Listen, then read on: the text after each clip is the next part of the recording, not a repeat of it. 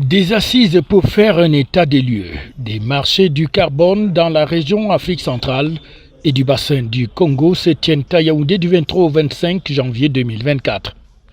L'atelier qui a été ouvert par le ministre camerounais en charge de l'environnement sont d'une importance capitale pour la lutte contre les changements climatiques. Et comme vous le constatez, c'est une rencontre très importante.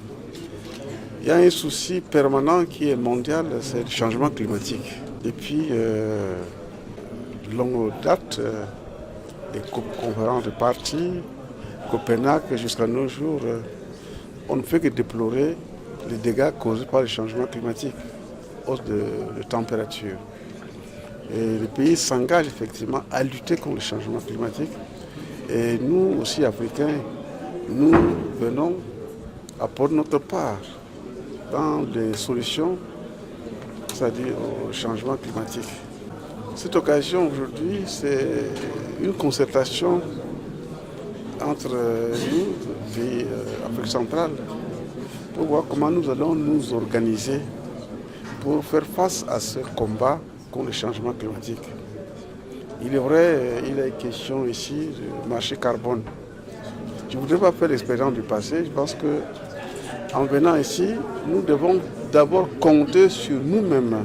Il s'agit donc d'engager les pays vers une démarche et une stratégie commune pour l'accompagnement des pays membres sur différents types de marchés du carbone, selon l'article 6 de l'accord de Paris.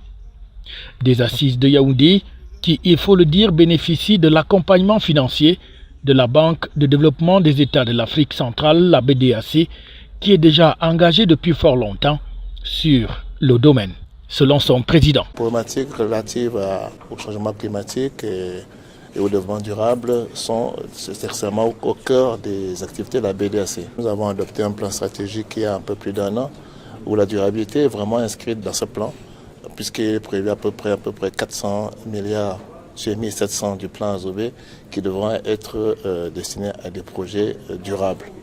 Donc ça fait quand même un volume assez important et du coup, il faut aussi retrouver à ce niveau des financements qui sont adaptés.